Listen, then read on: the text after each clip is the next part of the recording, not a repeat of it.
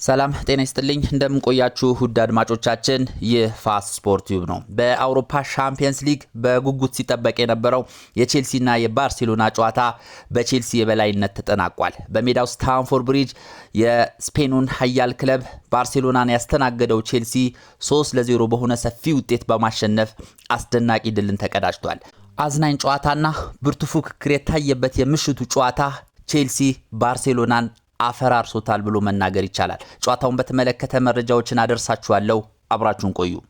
በሁሉም የውድድር አይነቶች ላይ አስደናቂ ብቃት እያሳየ የሚገኘው ቼልሲ እንግዲህ በሜዳው ስታንፎርድ ብሪጅ ባርሴሎናን አስተናግዶ እንግዲህ ፍጹም የበላይነት ባሳየበት የአውሮፓ ሻምፒየንስ ሊግ ጨዋታ 3-0 በሆነ ሰፊ ውጤት ማሸነፍ ችሏል። እንግዲህ የሁለቱ ቡድኖች ጨዋታ በመላው ዓለም በሚገኙ የስፖርት ተመልካቾች ዘንድ በጉጉት ሲጠበቅ ነበረ።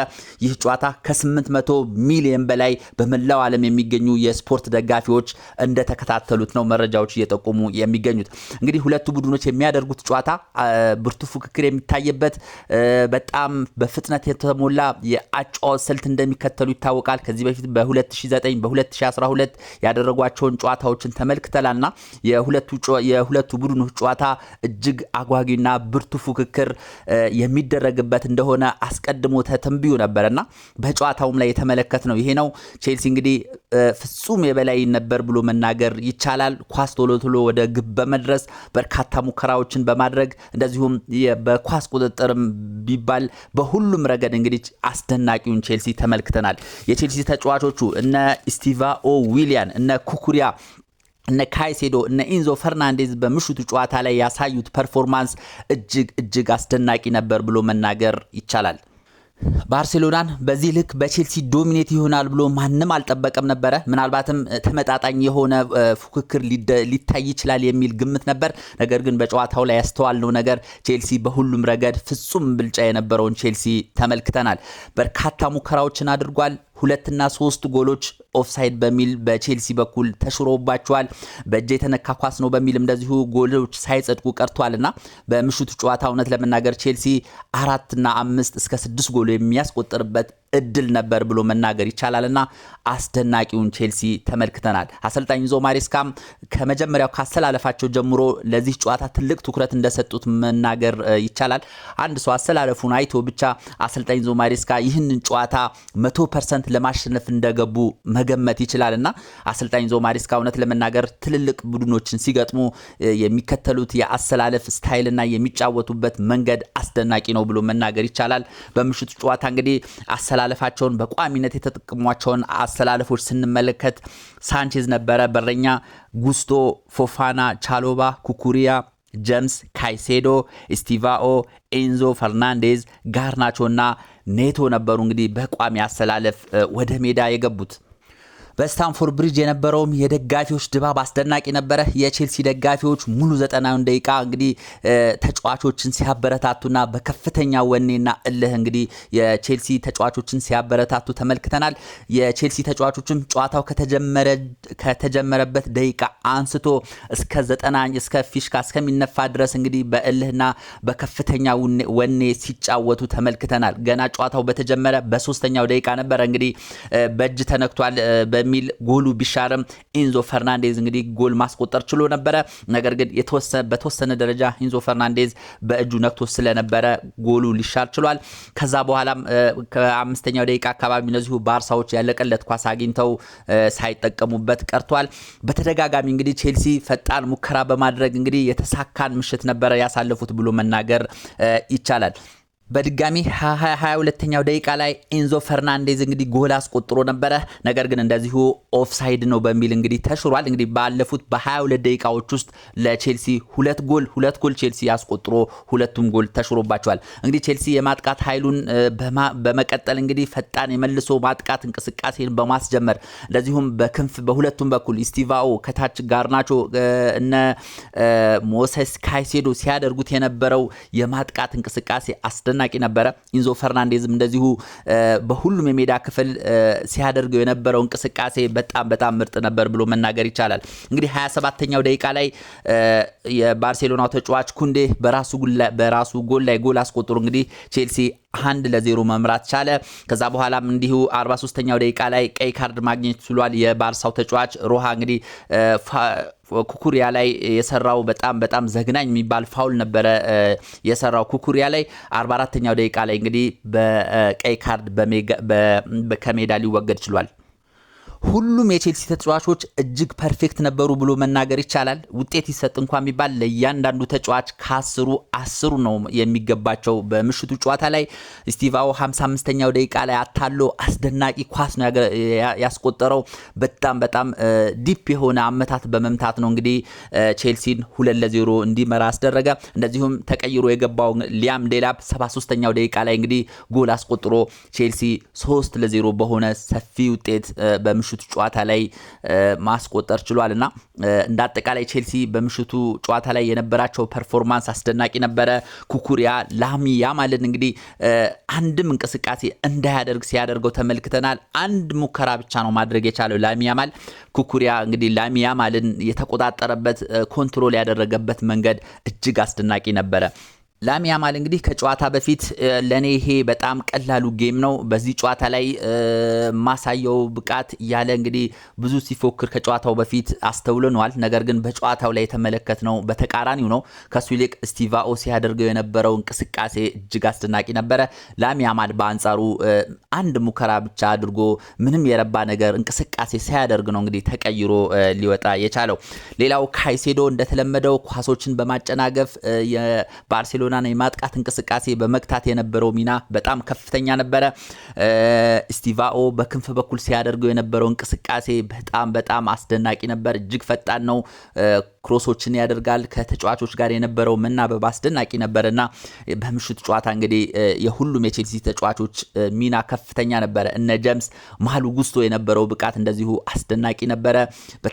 የቼልሲ የተከላካይ ክፍል ስቴብል የሚባል ነበረ። ከሌላ ጊዜ በተለየ መልኩ መረጋጋትን ይታይባቸው ነበረ። እነ ቻሎባ እነ ፎፋና የነበራቸው ጥምረት በእጅጉ አስደናቂ ነበር ብሎ መናገር ይቻላል። በምሽቱ ጨዋታ ጂኦ ፔድሮ ወደ ሜዳ አልገባም። በተቀያሪ ወንበር ላይ ተቀምጦ አስተውለናል። ነገር ግን እሱን ተክተው የገቡት እንግዲህ ሁሉም ተጫዋቾች ሲያሳዩት የነበረው ፐርፎርማንስ በእጅጉ የሚያስጨበጭብ ፐርፎርማንስ ነበር።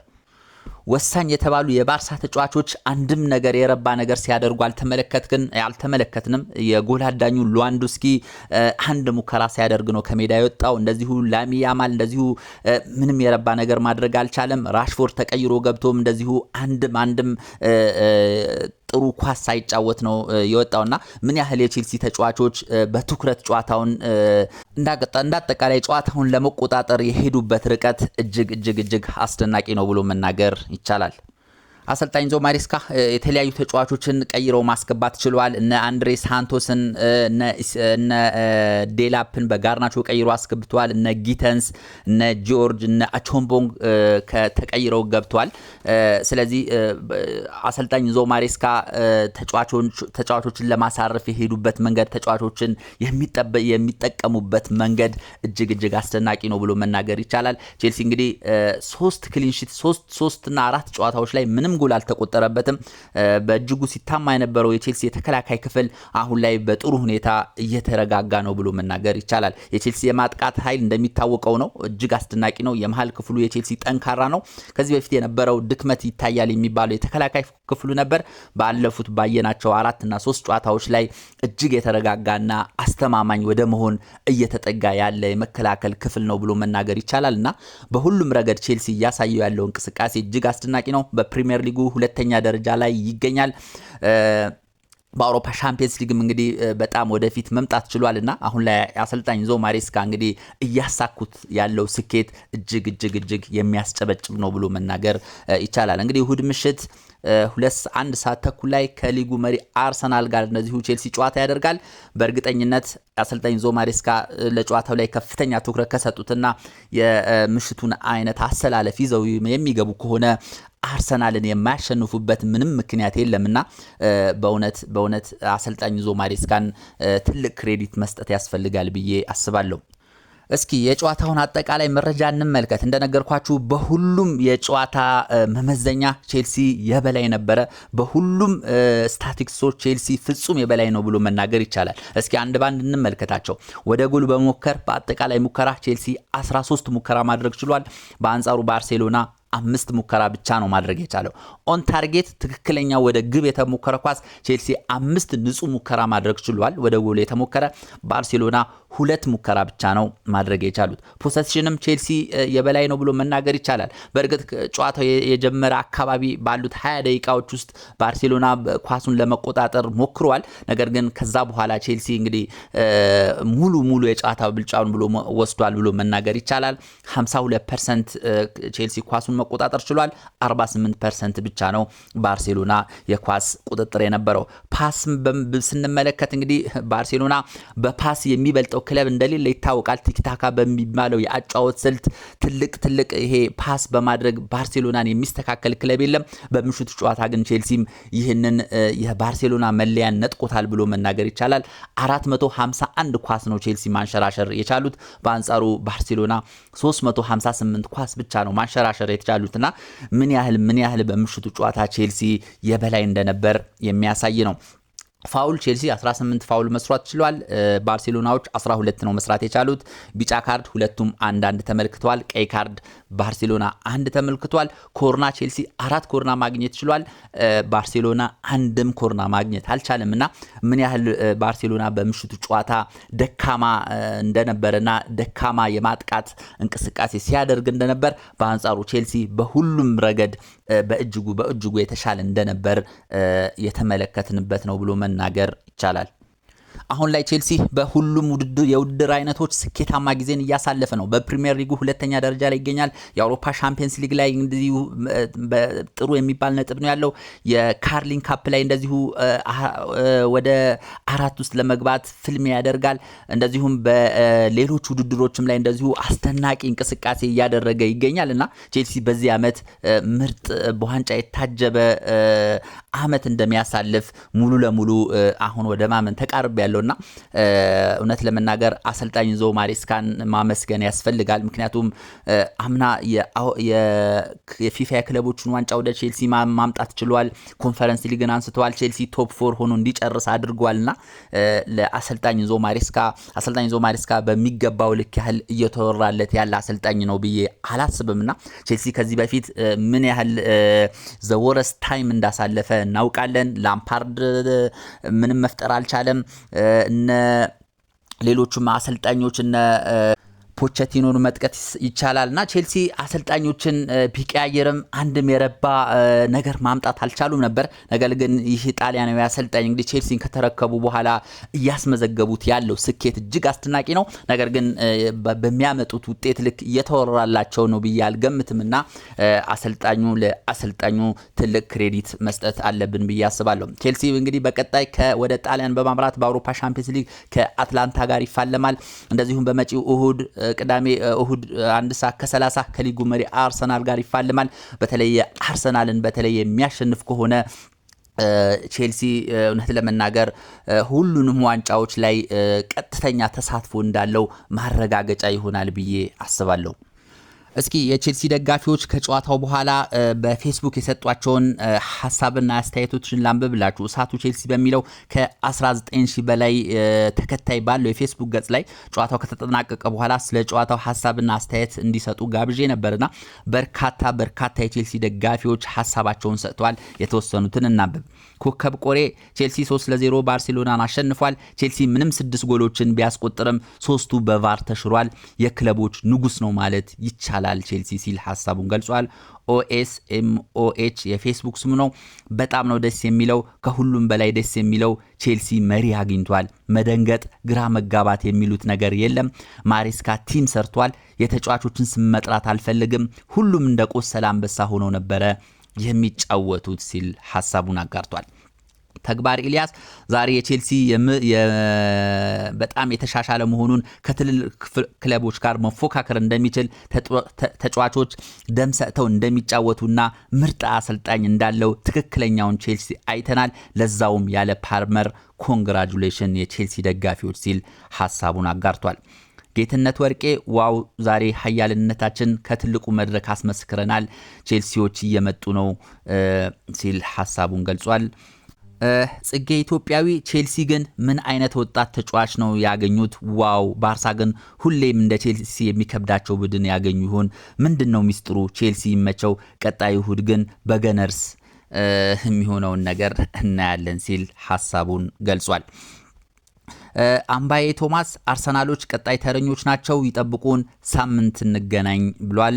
አበበ መኳንን ተበጀ እንኳን ደሳለን። አሁን ሰላማዊ እንቅልፍ መተኛትና የእሁዱን ጨዋታ እያወሳን ከነገ ወዲያ ጀምሮ ማውራት እንጀምራለን። ማንም ሊያወራን አይችልም። እኛ የዓለም ክለቡ አሸናፊ ነው፣ አለቀ፣ አክብሩን ሲል ሐሳቡን አጋርቷል። እንግዲህ በርካታ ደጋፊዎቻቸው ሐሳብና በርካታ ደጋፊዎች ናቸው እየሰጡ ያሉት። ሁሉም ኮንግራጁሌሽን እንኳን ደሳለን የሚል ኮመንቶች በብዛት ይበዛሉ። ሙሐመድ ሙስጠፋ የሚገርም ፐርፎርማንስ፣ ቼላው ይለያል። ለታላላቅ ቡድኖችና ቋጣሪዎች እና ተራ ዘጋቢዎች አፍ የሚያዘጋ የለንደን ኩራት ነው ቼልሲ፣ እንኳን ደስ አላችሁ ሲል ሐሳቡን አጋርቷል። አብድረዛቅ ካሜል ዝም አሉ ወገን፣ ብቻዬ ነኝ፣ የት ሄጄ ልቀውጠው ሲል ሐሳቡን ገልጿል። ስዩ የሱፍ እመኑኝ ዘንድሮ አርሰናል ለአርሰናል ቅዠት ነው የሚሆንበት። ቼላው እንደዚህ ከቀጠለ አርሰናልንም የማያሸንፍበት ምክንያት የለም ሲል ሐሳቡን አስፍሯል።